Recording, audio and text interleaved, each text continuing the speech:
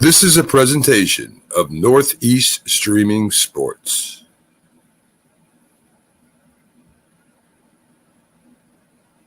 Hey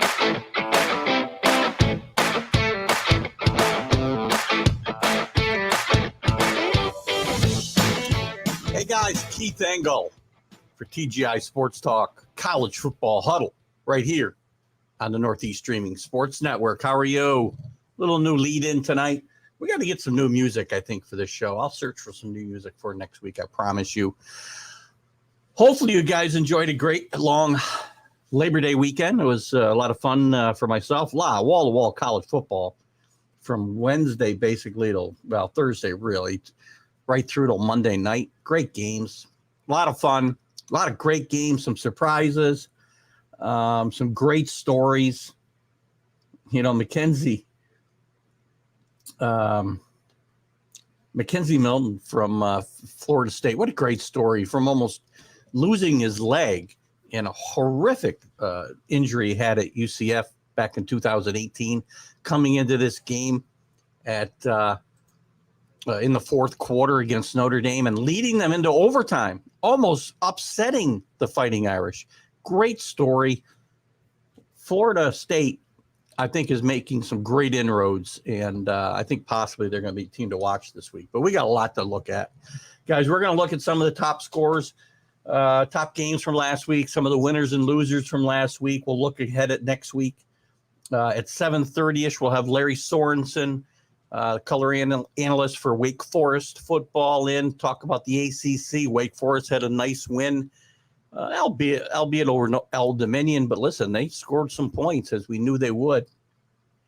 We'll talk to Larry about some of the issues in the ACC. I will talk a lot about that. I'll start with the game of the week was Georgia and Clemson. We're going to get more into this game with Larry a little bit. But I wanted to start off with that because that was the big game of the week. And I'll be honest with you guys, Georgia wins this game 10-3, but they don't score an offensive touchdown. I don't think either one of these teams comes out of here a big winner.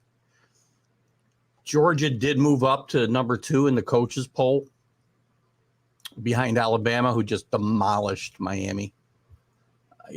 Just when you think, you think getting 20 points, 19.5 points with Miami after Alabama's got to reload with a new quarterback, 2 wide receivers, their starting running back, your entire offensive line, basically. They don't lose. Nick Saban, I think, is 15-0 in opening games. And not against cupcakes all the time either. So, again, great weekend. But Clemson and Georgia. Did Clemson lose? Clemson looked terrible. 2 yards rushing. But Georgia, I mean, it's a defensive struggle. And did Georgia really help themselves that much? They will in the win-loss column, obviously. But I'll be honest with you, winners and losers for the weekend, I'm counting both of these teams in the loss column as far as, helping themselves along the way. Clemson, and we'll talk to Lary Sorensen at the bottom of the hour about this, Clemson's going to have a rough time potentially moving back up the ladder. They only fell to number 6. But, hey, Mickey Delaney, how are you? But you know what? The ACC, at least off of this week, did not look good. Shut out by the SEC in every head-to-head matchup they had this weekend. They had some good wins. And again, I don't want to touch too much on the ACC right now because we're going to get into it at the bottom of the hour. But, I mean, good gosh, I don't think that there's any big winners that come out of this. I'm looking for the right banner to talk about this. But, oh, gosh.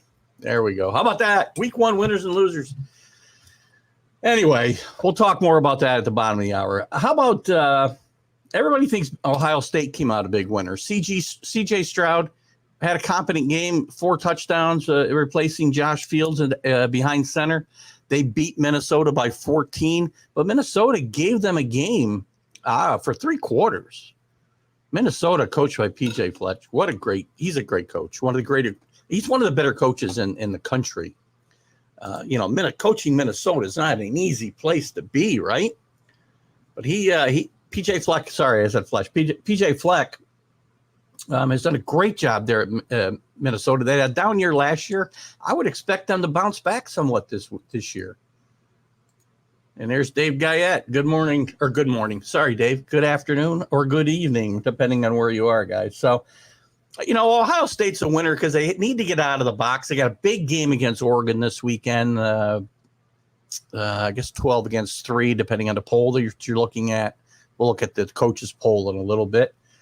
But I guess I would call Ohio State a winner because they get by what could have been a tough game, potentially. Hello, Rick Sherlock. How are you? We were just talking about your Georgia Bulldogs. We'll talk more about them at the bottom of the hour with Wake Forest analyst Lary Sorensen. I will say again, Rick, just as you joined us, and you can comment. We'll chat a little bit about this because I do encourage you guys' comments, as you know. I wasn't impressed. I don't think either one of these teams comes out of this a winner.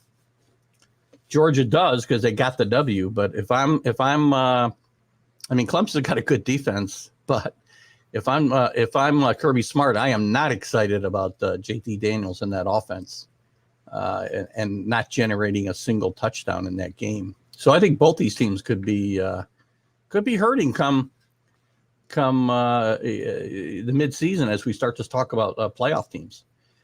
Some other teams that I think helped themselves this weekend a lot. If UCLA, I gave you guys UCLA last week.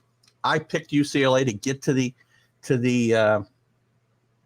Pac-12 championship game from the South, and I think the Pac-12 championship goes through UCLA.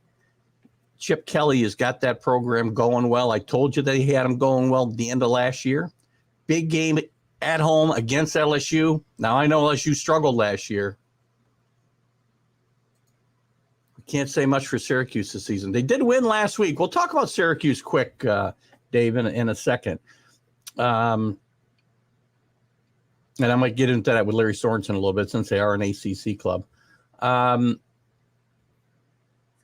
where was I? Here we go again. Totally lost where I was at. Oh, UCLA. I think UCLA is a big win. I know LSU was 5-5 last year. They were not a good team, and we'll see if UCLA is for real very soon.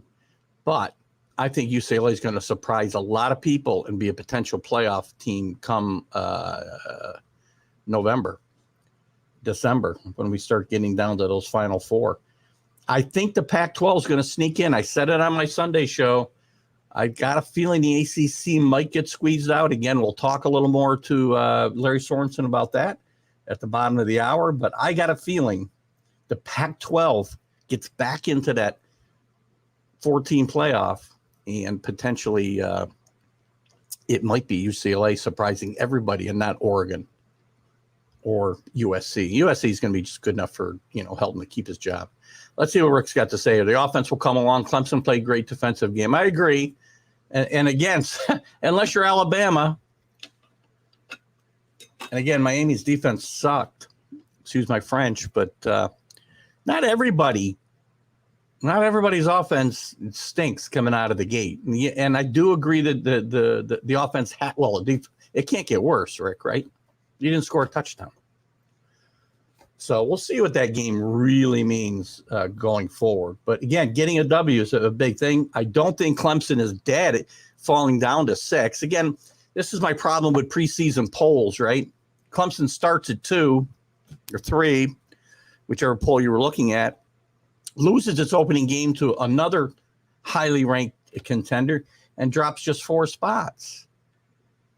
It doesn't take much to get back up into position to get into the playoff in those situations. That's why I'm not a fan. There really shouldn't be any polls till after we played a couple of games. That's just my opinion. Some other winners. Virginia Tech. Let's find out where that's coming from. Don't you hate it? I got stuff that plays in my head. I hope you guys can hear it because it drives me nuts. All right, Virginia Tech, big surprise over North Carolina. Again, a game we'll talk about with Larry Sorensen at the bottom of the hour, but a very disappointing one. Of the bigger losers of the weekend was North Carolina, Mac Jones, and Sam Howell, 3 interceptions. Now, the officiating was horrendous in this game, but You guys who watch me know my motto. You don't let referees beat you. North Carolina was not good in this game. They didn't look like the 9th or 10th best team in the country. They fell way down in the rankings. They didn't quite fall out. I think they fell to 24 or 25. We'll take a look at that in a little bit. In fact, I can look at it right now. I don't necessarily have to wait. North Carolina actually falls to, in the coaches poll, they fall all the way to 24 from 9. That's how bad they were. Now, Virginia Tech, tough place to play. And how silly am I? Last week on this show, I talked to all the reasons not to bet North Carolina, 5.5-point favorite on the road in a tough place to play on the road, much less be a road favorite. And guess who bets North Carolina Friday night? We need a podcast for fans to get on board the fin. Yeah, you know what? We do need everybody who sees the show tonight to get on the TGI Sports Talk pick'em game. I'll post. I should have copied the link. I wonder if I can do it quick, Rick. So it's in the comments. Actually, that's an excellent point. Let's do that real quick. Thank you, Rick Sherlock, for the plug. We do have 19, I think, in there now. I'm not sure if that's the right number, but I think we are. Guys, get into TGI Sports Talk professional football. This is college football, I understand. But get in my pick'em league. You'll be in the running. All you have to do is follow the show. I'm not going to pay out to anybody who doesn't follow the show. But if you follow the show, you'll be in line to potentially win a $100 Amazon gift certificate at the end of the season if you should be the points leader at the end. So we're missing a little college football here, but let me do this quickly. Now we got it. Let me put it into comments. And there you go. And look for it on the TGI Sports Talk page, guys. You'll see it there as well. Please join us. We're going to have lots of fun. I feel like I have got a really bad stream here going tonight. I don't know why. Hopefully it looks better on your end than it feels on mine. So let's see. What other comments did we have up here before I posted that and ate up all my bandwidth? Anyway, winners and losers. Where were we? Virginia Tech, we talked about. They could make a move. We'll talk about them in the ACC later on. Florida State. I think Florida State, even though they lost to Notre Dame, stayed close, forced overtime. I said at the top of the show, what a great story Mackenzie Milton is. He was a great quarterback at UCF, if you remember, when they were making their great run a few years back with Josh Heupel as the head coach. Actually, Scott Frost may have been there when Milton first. He's definitely recruited him, but he had a devastating leg injury late in the season. I want to say it was Thanksgiving weekend. They may have been playing Memphis, and doctors weren't sure they could save his leg, or at least make it so he could walk again. Here he's playing football. Came in the fourth quarter of that game, led Florida State to a couple of scoring drives, and forced overtime. Tremendous story. That's what college football is all about. So I think Florida State's a team on the come. I really do. And they've got obviously a great history, a great tradition of winning national championships and competing for national championships. This was a good game for them. Notre Dame, if I'm a Notre Dame fan, I'd be a little worried about what I saw. Yeah. Oh my God. Miami fell. We talked about teams falling. They fell from 14, I think, to 22, and did not look good doing it. It's funny. The coaches poll I'm looking at here has them listed as 1-0. We can only wish. Alabama just reloads, guys. They come out of that game. They're up 27-0. I think before I even had a beer. It was just, oh my gosh! I thought Miami's defense is bad. Manny Diaz has taken over the defense. He was a hotshot defensive coordinator for the team when they started the whole turnover chain, and I got another bone to pick with Miami. Right, down 27-0, and you recover you get a turnover. I don't remember if it was a fumble or an interception at that point, but you know what? Put the turnover chain away. 27-0. Pay attention to the scoreboard. Guys, I can't deal with that stuff. God. But great start for Alabama. Great start for Bryce, their quarterback, replacing my quarterback at the Patriots, Mac Jones. Great start for Bryce Young. Historic start for an Alabama quarterback, throwing 4 touchdowns, no interceptions. It looked like he was doing it against nobody, but still. Miami was 14th ranked in the country, if you want to believe preseason polls. Well, at any rate, I would say Alabama's a big winner this weekend. Ole Miss, without Lane Kiffin out with COVID, Lane Kiffin's offense was clicking as it always does, but their defense was much, much better. They did give up 24 points, most of it in garbage time, though. I mean, I think they gave up a couple touchdowns in garbage time, and from what I recall of late in that game Monday night. If Ole Miss plays any kind of defense, watch out for them in the SEC. They could surprise, and they'll be tough for a lot of teams. Who else would I call a winner? UCLA with Penn State going into, again, a tough place to play in Randall Stadium in Wisconsin, and just playing a really, really good football game against a really, really good football team and winning 16-10 on the road. Good start for James Franklin and the Nittany Lions. And guys, we're going to get a bad storm here. Let me shut this window so my computer doesn't get rained on. If the power goes out, I apologize. You'll understand.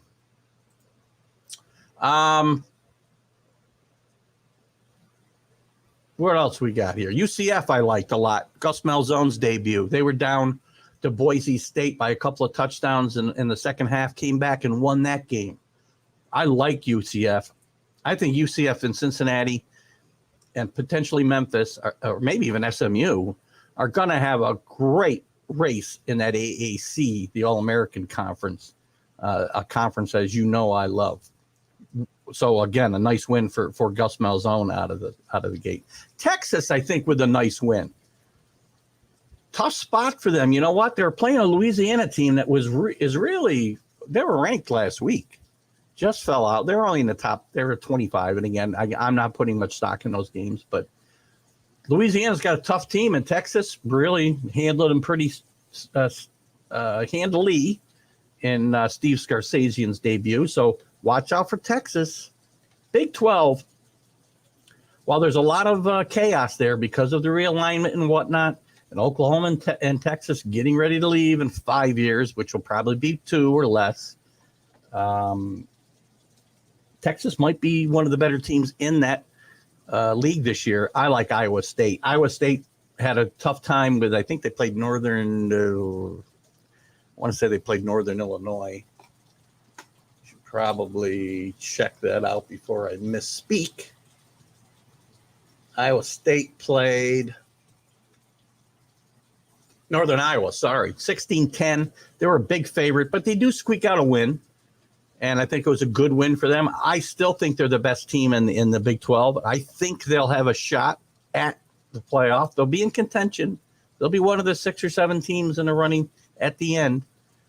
So again, they get away with a squeaker. Good call here, Rick. Cincinnati gets off to a great start. We're playing Miami of Ohio, I guess, but there's a lot of mismatches this week. But they get off to a tremendous start, both offensively and defensively. Miami didn't score any points until garbage time. 49-14. Good start for Cincinnati. Cincinnati's also got some tough games on their schedule this year. I believe they've got Notre Dame at Notre Dame. What else do they have? Oh, you're killing me, this thing. They got Indiana on the road. They're going to play, and then they got a tough. As I said, that league is tough. That's the meat of their. Boy, it's just killing me. I hate these videos that pop up on me. So anyway, that's the meat of Cincinnati's non-conference schedule, but that's tough. They beat Cincinnati. I'm sorry, Cincinnati beats Notre Dame and beats Indiana, who really stunk it up against Iowa last week. And I think I gave you Iowa. And then they run the table in the AAC. They got to be considered for the playoff, guys. They're going to be in consideration, depending on what happens with the teams ahead of them. But again, all the more reason we shouldn't have preseason rankings. You know, I mean, good grief. Somehow after this fiasco of Clemson, 2 yards rushing, they're still ranked ahead of Cincinnati. That's the fallacy of these polls. Too soon. Too early in the season, guys. Too early. Boston College with a big win. 51-0, I think. Tennessee played only Bowling Green, but they win by 20-some points. Big game for them this week with Pittsburgh coming to Rocky Top. If Tennessee beats Pittsburgh, watch out. Again, another team in the SEC that could be a sleeper. Got Cincinnati we talked about, UCLA we talked about, Ole Miss we talked about. How about some of the losers? We've got a few minutes to talk about. We talked about North Carolina. I'll talk more about them with Lary Sorensen at the top of the bottom of the hour. Again, I think they lost. They're one of the big losers of the weekend. Notre Dame, even with a win, I don't think they were impressive. I think Notre Dame is heading for an 8-4 season-ish. I think 8-4-ish is going to be the best they can do. I don't like what I saw out of this team, especially after they couldn't put this team away. Don't like what I saw out of their defense. We'll see. Not an easy schedule for Notre Dame. They got some tough games as well, as always. They always play a really good schedule. LSU, I think, comes away a big loser this weekend, too. This was supposed to be their rebirth year. I love Ed Orgeron. I think he's a great story. But I think he caught lightning in a bottle 2 years ago, and I'm not sure that they can repeat it, and he could repeat it. And they're going to be he gets off to a start like he did last year, and he's well on his way with his loss last week to UCLA. They'll be calling for his head. They were calling for his head a few years back before he had, again, that great season with the national championship. Great guy. And you know what? He'll probably end up taking the fall, if not this year, then probably soon. Because I don't see Notre Dame or LSU rebounding that quickly. Oklahoma, 30-some point favorite at home against Tulane. They're lucky they won the game by 5. The game was supposed to be played in Tulane, by the way. I'm not sure. I said they were a 35-point favorite at home. Can I see where that game was played? I don't know if I can. Bear with me a second here, guys. Cool your jets, as they say. If this game was played in Tulane, guys, I got a bad feeling, Oklahoma might have been on the losing end of this. And I know we talked about this last year because Oklahoma got off to a horrendous start last year as well. So did Shane Rattler. And he got off to a really rough start again this week or this year. And, your two top, in my mind, the two top Heisman candidates, they're the big losers this weekend. Sam Howell, 3 interceptions against Virginia Tech. Shane Rattler did throw a couple touchdowns, but a couple interceptions, barely gets by. Tulane. Guess that game got moved. Yeah, the game got moved to Norman, Oklahoma. That game's played in Tulane. They might have won. Or who knows? I mean, again, it's easy to say, hindsight, right? But look, I call them one of the losers of the weekend. Teams to watch.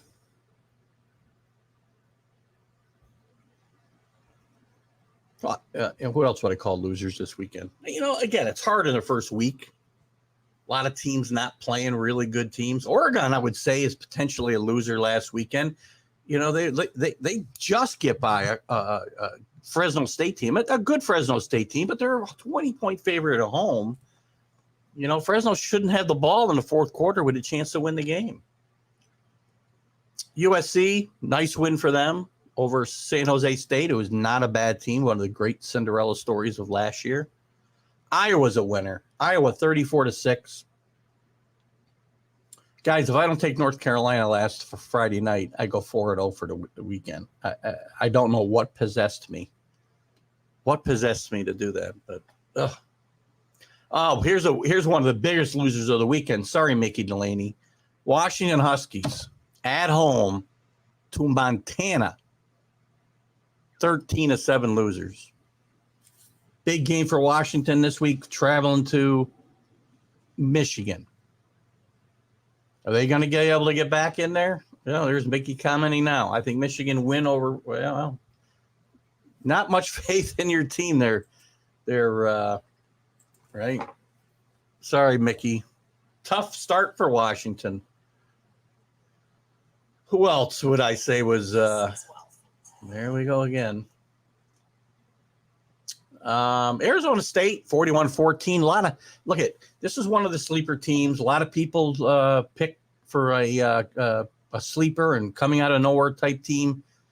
A lot of controversy surrounding this team with some violations committed by the coaching staff. 4 coaches. Thank you to our host network, Northeast Streaming Sports.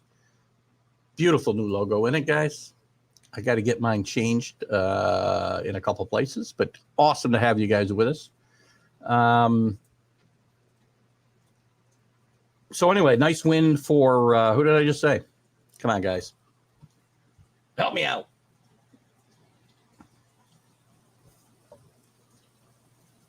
Well, totally lost track of where the hell I was again. Here, let me throw Dave Guyette a bone. Listen, Ohio U is not a great team. I get it. Not a great team. Dave Guyette, big Syracuse fan. Syracuse gets a win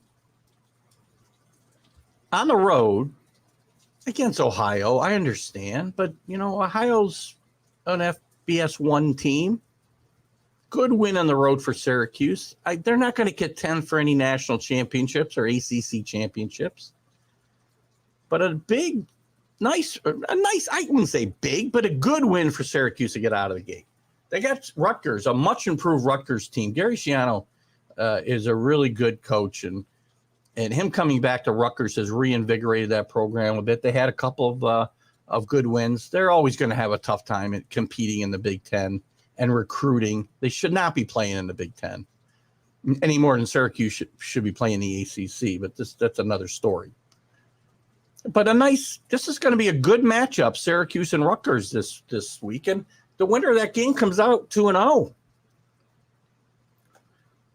And a nice start for one of those teams. Syracuse, latch on to anything you can that's a positive at this point.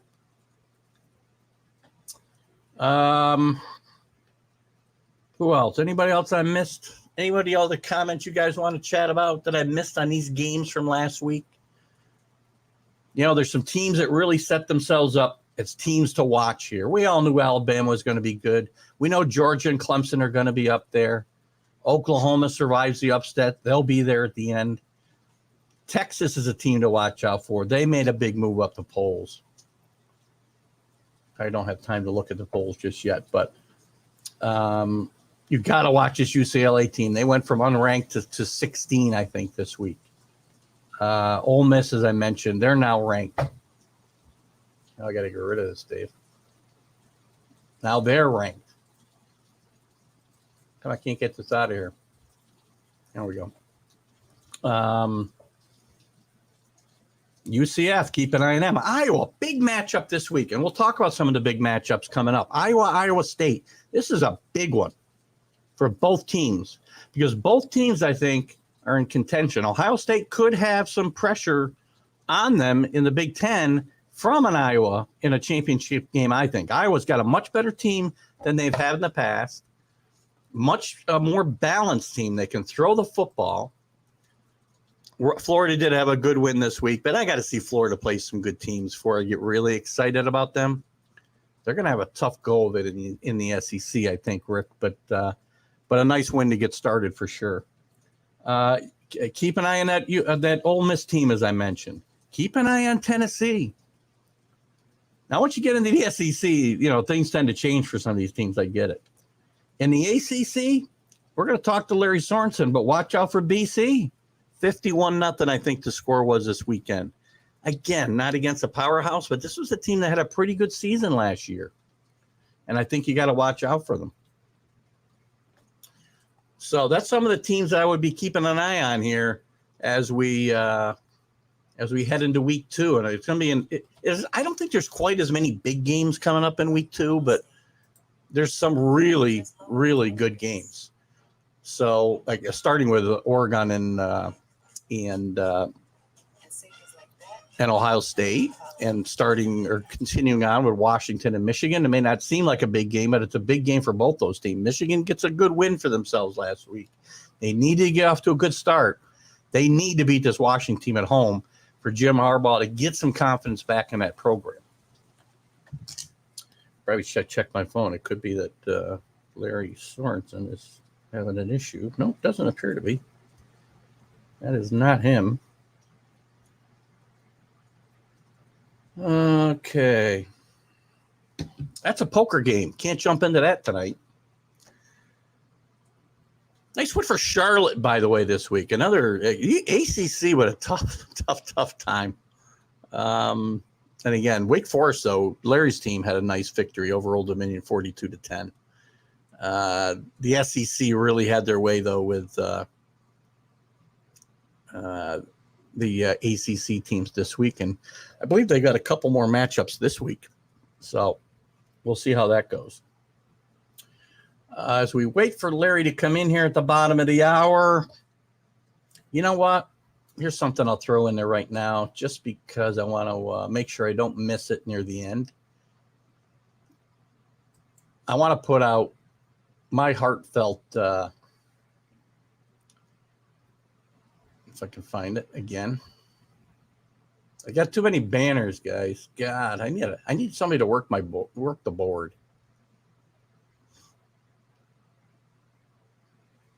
Well, I can't find my banner, but here's what we'll talk about. I want to talk about Sam Cunningham. Sam Cunningham, here it is. 71 years old, great player at USC, All-American in 1972. He's a 3-year player at USC. Was a number 1 draft pick, number 11 by the Patriots. Still the Patriots' all-time leading rusher, believe it or not, at 5,500 yards-ish. MVP of the 72 Rose Bowl. He passed away here yesterday, I believe, at 71 years old. And we want to, send our best wishes along to Sam's family and friends. Again, a great player. Being a Patriot fan, I got to watch him a lot when I was a kid, and he was quite a player, an exciting player as well. So we want to give our best wishes and our thoughts and prayers to his family and friends, as I said. And rest in peace, Sam Cunningham. And with that, we'll bring it back up a little and bring in Lary Sorensen from Wake Forest. Hello, Larry. Keith, how you doing, man? How's everything going? I am doing wonderful. We had a great holiday weekend. Hopefully you did, after a nice win for your Wake Forest Demon Deacons to get out of the gate. It was kind of a coach's delight type win. It was a team that they knew they should beat. And if you can imagine Wake Forest being a 31.5-point favorite, but they were. So it's a game you should win, but you go out and you do just enough right and you do just enough wrong to give you a lot of teaching points and a lot of things to work on, but still a pretty comfortable win and some good things to build on as well. So it was kind of a coach's delight type game. Yeah, it's a good way to work your way in, and I think they've got another game like that this week where it should be a winnable game. But again, get yourself warmed up for the ACC main event. Yeah, because they jump right into it. They've got Norfolk State this weekend, and again, a game that you should win, obviously. Maybe a little bit tougher because they've got one game under their belt. Old Dominion did not play last year, and Norfolk State did not play last year. So they're really coming into it, but at least they've got a little bit to build on. Norfolk State does. But Florida State the following weekend. So once you jump into the ACC, they jump into it in a big way. Yeah, let's talk about that real quick. And I want to get your thoughts on some of the things that happened throughout the ACC this week. It was kind of a chaotic week for the league overall, but I think one of the bright spots for the league was in a losing effort was Florida State and the great quarterback play, the inspirational quarterback play from Mackenzie Milton, right? Milton. Yeah. Milton. In the fourth quarter. I was riveted. I don't know about you, but it absolutely had me fascinated. My heart was going 1,000 miles a minute because I kept saying, "Don't anybody hit him." Right. Slide, get down. Well, a couple of times when he ran the ball, but he was magnificent coming out of the gate and throwing your first pass at a new school in a big game like that and having a 22-yard reception down the sideline that was right on the money, without warming up or anything like that was pretty spectacular. Great story. No question about that. Tough ending for him. Just a tough ending. Yeah, in defeat, I think Florida State is kind of one of the winners of the weekend, as I've been talking about it. They've had some tough times recently, and I think they might be starting to turn a corner a little bit in that ACC. Well, they always get a lot of talent. It's harnessing the talent, getting it to play together, getting it to play well, and it's always one of those marquee games. When the schedule first comes out and you first get your look at it, you check off boxes, and that's one of the games that you always put a check mark next to.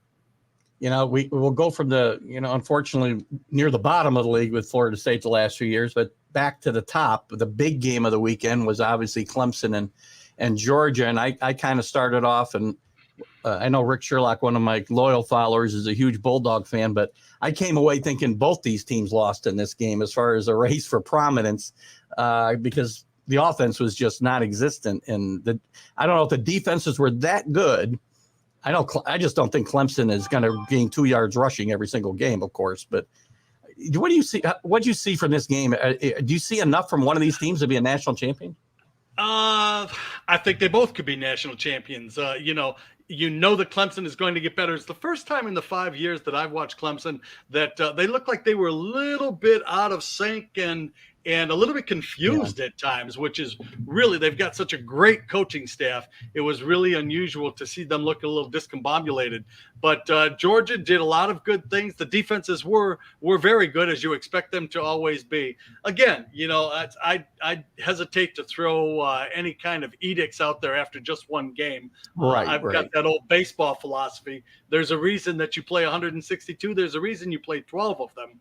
The big thing is that Clemson just doesn't have any margin for error now because they trip one more time and then they are out of that. Well, let me ask you about that before we jump into some of the other stories in the ACC. Well, this is one of the stories.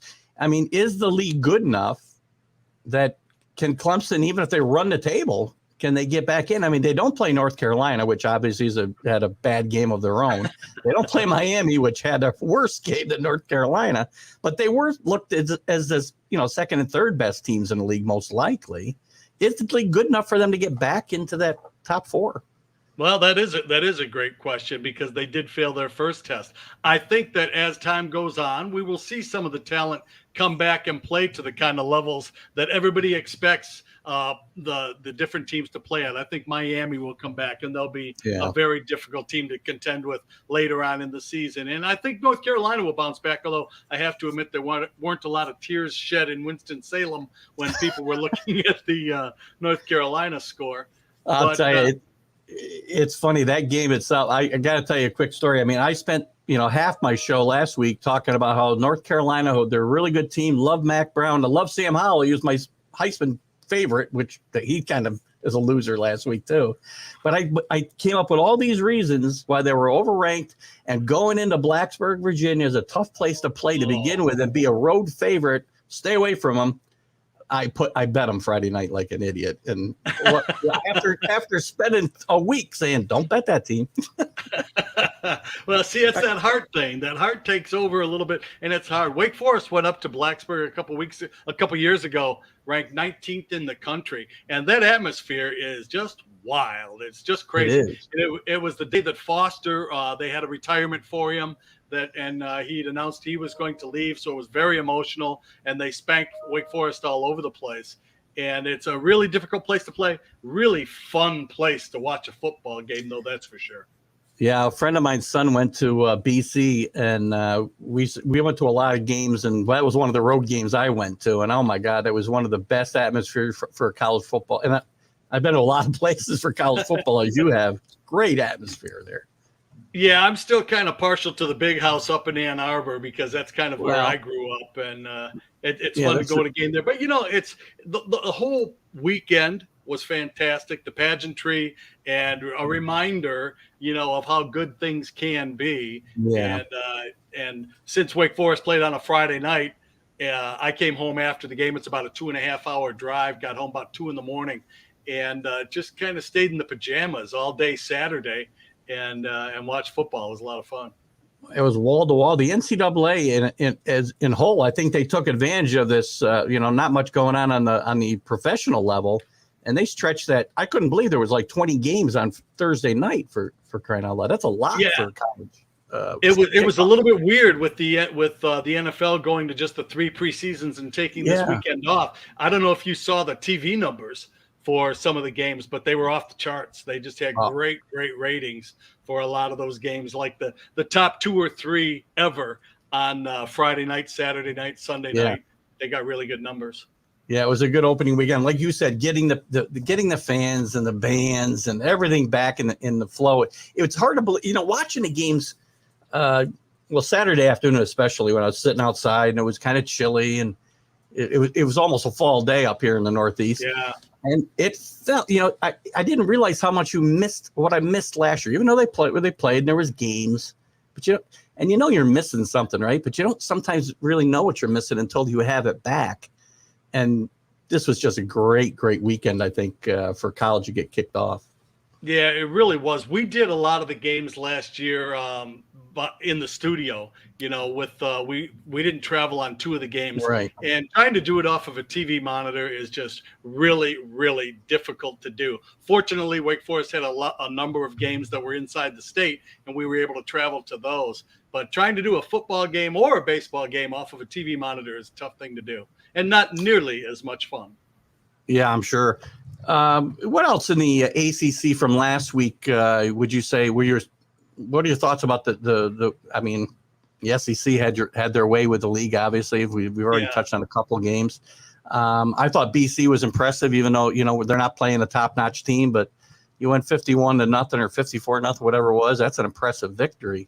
What else did you like about the weekend from the BC? The BC team was one that stepped out on me because I'm a big believer in what Hafley's doing up there, and he's got a terrific quarterback. Jerkovic can really throw the ball around. Yeah. If they get any kind of a running game, I think they're going to have a really exciting year. And Wake Forest ends up the season up in Boston College, so I'm really hoping that'll mean something. Boston was always my favorite town to go into. I loved going in there to play as a baseball player, getting pitch at Fenway. While it doesn't sound like a dream, it really was a lot of fun to do. And Cherry Hill's another great atmosphere for college football too. Yeah. It is. And when you think about a college campus and you go in there and you stroll around. My son came up to see us a couple years ago when we did the game there, and getting the chowder in the press box before the game and all of that's really a lot of fun. And the great buildings, it looks like you think a college campus should look. And terrific place. So they were impressive. I think they've got a chance to have a very good team. And I thought that Sam Howell was the other huge surprise to me. I thought that he was going to come out of the chute hot, and I thought that he was going to make a really solid run at the Heisman. Now, if he reels off 11 phenomenal games, this one gets forgotten. Fortunately for him, hopefully he gets it out of the way early. But we are an amazing society about removing people from lists once you have one subpar game. So we'll see. It's easy to get on them and easy to get off them sometimes. You're very right. True. Very true. I talked a lot, I've talked last week and this week, Heisman rankings, preseason top 25 rankings. I wish they wouldn't do preseason top 25 rankings because it makes it hard for the teams coming from the outside to catch up when teams have already started at 1, 2, 3, and 4 without having done anything. I think that's a great point. It puts so many people behind the 8 ball, and they're actually outperforming other teams. But because they've gotten that early ranking, people always look to them and say, well, this is what they will do. doing a basketball projection the day after the Final Four is over is just for the next season just seems like the silliest thing in the world to me. But I get that guys have to write columns and they have to talk on the radio and they have to do podcasts and everything else. So. Well, we all got to have something to talk about, right? Actually, Rick brings up a really good point talking about venues. Army, I can't leave Army out. If you haven't been to a game at West Point, you got to go if you're a college football fan. It's just awesome. I am on the edge of my seat already because Wake Forest does go up to Army this year. And again, my son is going to come up from New York and be in our press box for that. And the AD at Army, Mike Buddy, is an old assistant athletic director at Wake Forest. He also was the stand-in for Kevin Costner in For Love of the Game because he did pitch for the Yankees for about 5 years. No and kidding. In the big league. So he was a major league pitcher. Now he's the AD at West Point. So about once or twice a month, I send him a little note reminding him that we're coming up. And he said that they're going to put on the big show. And I can't wait. I've heard it's magnificent. And I am really, really looking forward to that experience. Yeah, when you watch the cadets walk in, it's really a lot of fun. And I'll tell you what, it's a good football team too. Jeff Monken's a really good football coach. I'm really surprised he's still there, actually. Yeah, but you can't sit on your heels against that team. You got to be ready for everything. And of course, he's got to bring up Georgia because he's a Georgia fan. So we all know it's a great party at Georgia. We all know that. Well, that's another place that I would like to get to. I haven't been to a lot of the SEC schools for football. I've been to all the Big Ten schools. I covered Michigan for 3 years as their sideline reporter, which really was just a way to go to the away games in a private jet, basically, is why I took that job. But, anytime to get a private jet, that's a good reason to go to a game. Yeah. But there are a lot of places I've been to the baseball games at all the SEC schools, but haven't been to the football and have to make that a priority in life at some point in time. Let's talk a little bit, Larry, before we let you go about this week's schedule with the ACC. I mean, I'll tell you what, being a Miami fan, I think I told you when you were here last time, I'm really disappointed with last week's result. Glad I didn't have any money on that game. But I think they better be careful playing their home opener this week against Appalachian State, which they better not take lightly. Well, very familiar with App State for a couple of reasons. Number one, 97 Michigan. Obviously, I started watching App State after that. And then having the chance here in North Carolina to go up there, call a game, Wake Forest, beat them in overtime on a last-second field goal block. That was extremely exciting. And so you follow that program, and they've got some terrific players. No question about that. Miami is a little bit of a multiple personality team to me and kind of always has been. You're just never quite sure what you're going to get weekend to weekend. And, again, to use your phrase, I'm not sure that's a team I would bet on in any particular game. I know you probably can't talk too much about the wagering aspect of this sport, Larry, but I'm not a gambler because I figured that every dollar I lost was another sprint I had to run to make that dollar. And so I kind of stayed away from the gambling side of things. It's probably a good idea. It's kind of, it's a mixed bag this week as far as the ACC schedule. I mean, what games really intrigue you this weekend besides the one you're calling? Obviously really focused on that one because it'll be interesting to see how North Carolina bounces back. A lot of disappointment because a lot of people were expecting big things down there. And, we follow Duke, was another Charlotte team that was a pretty big disappointment. Good for Charlotte. It's a program trying to get itself organized and going, and glad to see them going. But Duke was really a surprise and a disappointment. But again, in Winston-Salem, that doesn't break too many people's hearts when a team loses. Pittsburgh, one of the interesting matchups for me is Pittsburgh at Tennessee. I got a lot of people I know that are kind of high on Tennessee being a sleeper in the SEC this year, and Pittsburgh is getting a little bit of love in the ACC as well. This could be a good matchup, I think. They are. I think Narduzzi is doing a very nice job up there, and defensively, especially, I think that they can really damage you a little bit. That is a good football game. That would be one that, and see, my broadcast partner is Stan Cotton, who's been doing it for 26 years at Wake Forest, is a Tennessee grad. So we always pay a lot of attention to them. Joe Milton, their quarterback, is a Michigan kid that transferred over. So he will allow Michigan talk to incorporate into our broadcast as long as it relates to Tennessee a little bit. He'll allow me to do that. But I think that could be a really good football game as well. Yeah. And since we have some Syracuse viewers, I know Syracuse has been on some rough times, but nice. I said a little before you came in a little bit. I mean, going to Ohio and winning isn't great for a lot of schools, but Syracuse getting out of the gate with a good win on the road, I think, is important. And I find this matchup with Rutgers this weekend very intriguing, actually. I think that's a great point. Rutgers is, again, another team that you never really know about, but I'm a huge Dino Babers fan, and he's the one guy when I watch the Monday morning ACC coaches conference calls. He's the one guy I make sure I tune into every Monday, whether they're playing Wake Forest or not, because I'll watch the team that's going to play Wake, the team they played, and then I watch Dino. Because I keep saying to myself, he's the kind of guy I could have played for. You want to run through the wall for him and go that extra mile for him. I hope he gets things back on track up there. He's good for the game. He's good for the conference. I really hope things get rolled back together the way they should be in Syracuse. Yeah, and Gary Shiano's got Rutgers playing some pretty good football. I mean, they're never going to be very good in the Big Ten, unfortunately, because they shouldn't be there in the first place. But this would be a nice win for Syracuse, I think, at home, too. I think absolutely, and a lot of bragging rights up in that part. They recruit against each other, obviously, so there's a lot riding on that as well. Shiano's done a good job for a long time and got kind of caught up in some controversies along the way, which set him back maybe just a little bit, but he can coach some football, no question about that. Well, he's probably back where he belongs. Before we let you go, Larry, I mean, anything else on the football front that caught your eye either this past weekend or coming up that you would have us look out for? Well, I don't think we really got to talk too much about the Alliance, which is, I think, a really interesting thing. We'll see how that all shakes up. It's kind of a big do-nothing so far. What is it? I mean, that's why I haven't touched a lot on it, because what is it? Right now, it's just a bunch of words. I don't get it.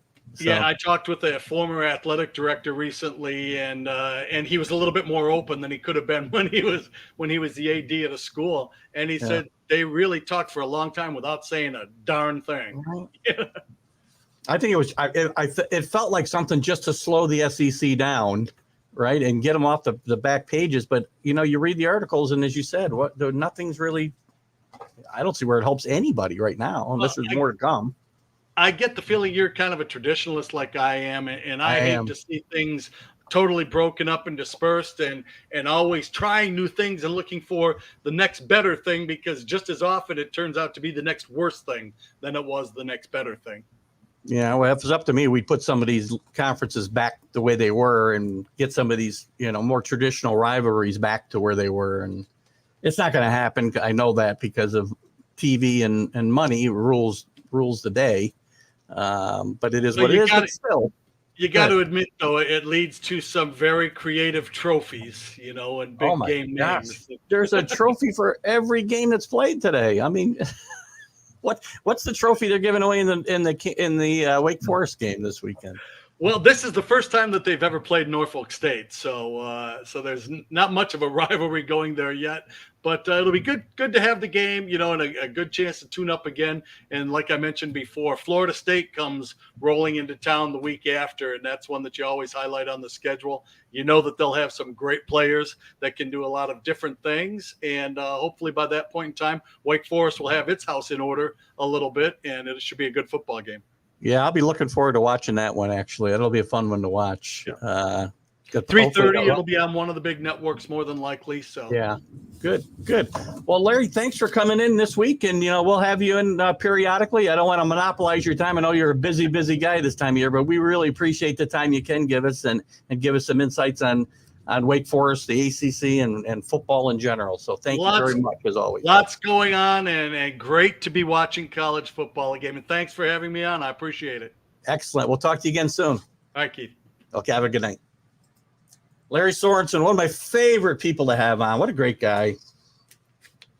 What a great guy. Always good things to say. Smart. You know what? Wake Forest is a school that they've been on the borderline of having good teams on different in different seasons, and who knows, they could come back this year because their offense, man, is really something to watch. You get a chance to watch them against Florida State. That's probably going to be a track meet here in a couple of weeks. So if you get a chance to watch that, please do. Rick, sorry I didn't get this up. I didn't see it until late, but you were there for Tarkenton. I can't speak. I can't think. Rick, I don't want to call you out, but you're older than me, and there's days I can't put 5 words together. Anyway, that's great. Fran Tarkenton was a great player at Georgia, and gosh, you know, he kind of revolutionized the game a little bit when he came to the NFL. So what a great player. So thanks to Lary Sorensen for coming in. Let's look. I want to take a look. There's some games I want to look at for this weekend before we move on. And again, you guys can continue to pop up your comments about any games you want to talk about, any games you're excited about seeing this weekend. There's a few that I know I'm excited about seeing, starting with that Oregon, that Oregon and Oregon. And let me try to get to the right damn screen. Thank you. Was on the ACC schedule for Mr. Sorensen. So this weekend, I already talked about Miami Appalachian State. I think that's going to be Miami's got to win this game, and Miami cannot take this game for granted. And they had better be careful.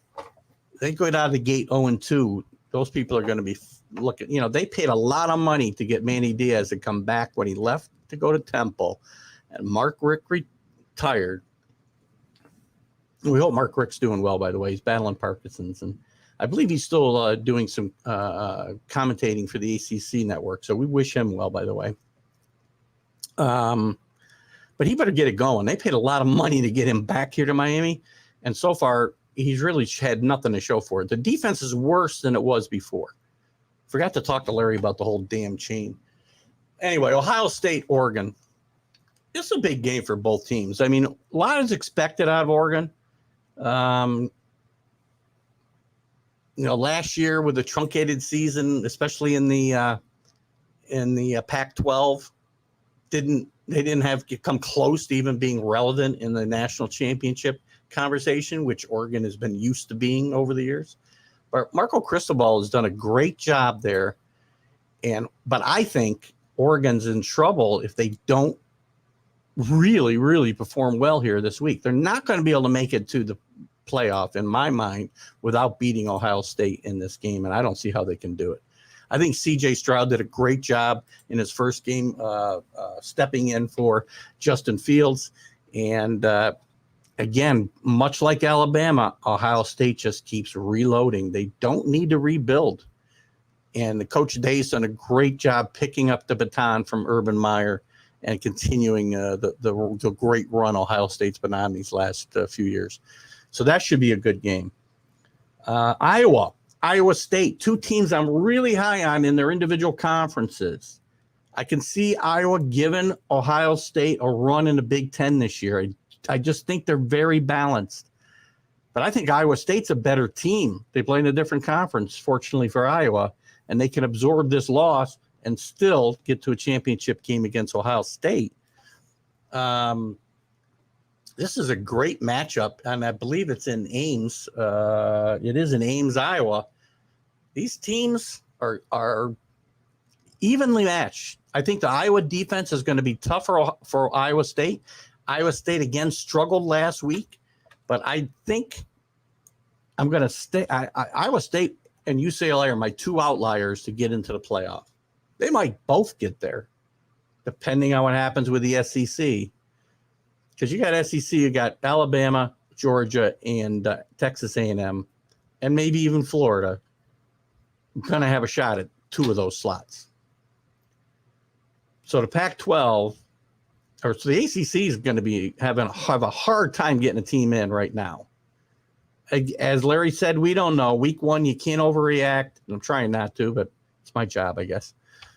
I just think that they're going to have a tough time getting a team to a playoff.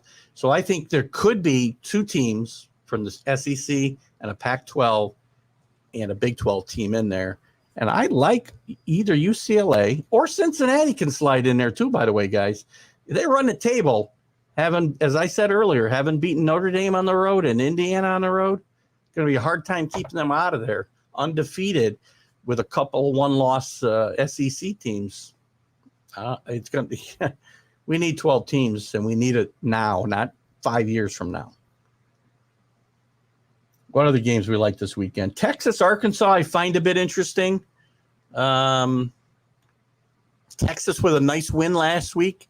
Going into Arkansas, they need to keep this momentum going. Steve Sarkisian is a really, really good football coach.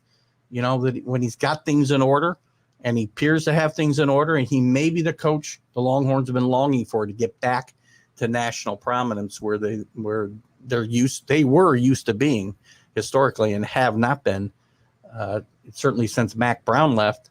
And even before that, they were in a wasteland for a while. I talked about that game. I'll tell you, Utah and BYU interests me. Utah played really good football last week. Utah's very, very highly rated in the Pac-12. And BYU is always, always very tough and very tough at home. So that'll be an interesting game. Stanford at USC. Stanford disappointed last week against Kansas State. I'm really shocked at what's gone on there the last few years at Stanford, because I always looked at David Shaw as one of the great coaches in the country. Really thought he'd be one of the next guys to take the step to the pro game here a few years ago. But of late, Stanford's had a really tough time out there in the Pac-12. So this is an important game for them and an important game for USC. They have got to keep the momentum going. This is a team loaded with talent. And again, their problem has been viewed as their head coach, Clay Helton. Why he's still there, I don't know. They've been just good enough to help him keep his job, but they have not been the national power that USC fans have been accustomed to again throughout decades ago with John McKay and then John Robinson. And then they had a lull until Pat Carroll got there, but Pat Carroll brought them back to prominence. And they have not had that type of success since. Pittsburgh and Tennessee. I think this is going to be a fun matchup between the ACC and the SEC. I like Rocky Top here. I think Tennessee is going to prevail in this game, and it'll be a big game for them. I talked about Syracuse and Rutgers. Larry Sorensen talked about what a great person and a great coach Dino Babers is. I think so too. He's had trouble recruiting a quarterback. But they got a nice win on the road last week. This would be a nice matchup for them. Rutgers is playing good football right now. They got a really good head coach. And this could be a win that gets Syracuse building some momentum before they get to their SEC schedule. I like Buffalo at Nebraska. Nebraska is a team in trouble. They won last week against Fordham. How Fordham was tied to 7-7 with them at one point, I have no idea. I think Fordham plays an intramural schedule. I really don't think they even play in a league. So Buffalo, who had a really good year last year and got off with a good victory last week, is going to travel out there to Lincoln, Nebraska. First-year coach Maurice Lindquist is trying to keep that momentum going that Buffalo had last year. And this is a spot Nebraska better watch out for. Scott Frost is in a lot of trouble out there, a lot of trouble. And these are games he can't lose. They won big last week, but I'm not confident they're going to blow this Buffalo team off the field because I just don't think that they have the culture's changed there so much. Another game I like, and this is going to be kind of a nod to Carlos, and Carlos isn't here tonight, so I hope you watch this afterwards, Carlos, and comment. Middle Tennessee at Virginia Tech. Middle Tennessee is Carlos's kind of pet team this year, coming out of the Conference USA, I believe. I should probably check on that before I say I'm wrong. No, correct. Conference USA. They had a nice win last week. They could do a Virginia Tech team that's going to be off, could be riding high from that game last week with North Carolina, knocking off a top 10 team for the first time in quite some time. Has Virginia Tech turned a corner? Are they going to get the momentum going here? Or is Middle Tennessee going to come in and catch them on a downslope after that high of knocking off North Carolina last week? So some interesting stuff. And Washington, Michigan. I almost forgot about that game for Mickey Delaney. Washington with an atrocious game against Montana last week. Michigan with a good win. Jim Harbaugh needs good wins. He can't lose this game to Washington at home after Washington comes off a loss to Montana. And Washington was very highly rated in that northern division of the Pac-12. They're going nowhere. You're losing to Montana at home. That team going nowhere. Let's see. What else did I want to talk about? Anything else we missed, guys? Throw it out there if you got something you want to chat about. Let me take a quick gander at the news and make sure I didn't miss anything. I did want to take a quick run through the top 25, and then we'll probably get out of here. This is the coaches poll. This is the poll I like, to be honest with you. Alabama, obviously number one, got 59 first place votes out of 64, by the way. Georgia Bulldogs number two, not a crystal clean performance by any means last week for Georgia, but they do move up 2 spots to number 2. Ohio State moves up 1 to number 3 with a nice win last week. Oklahoma drops from 2 to 4 with a nail biter. They're lucky they got out of there with their lives last week. Tulane gave them all they could handle. Clemson only falls to number 6. As bad as they played, and this is my problem again with these preseason rankings. I'm going through them just because they're there and we got to have something to talk about. But you know what? Again, sorry, I skipped Texas A&M. Sorry, they moved up from 6 to 5, but then Clemson's at number 6. And Cincinnati, just trounces their opponent. Again, not the level of opponent that Clemson lost to. I get that. But this has been a pattern through the years. And why the Cincinnati Bearcats and teams like them have a hard time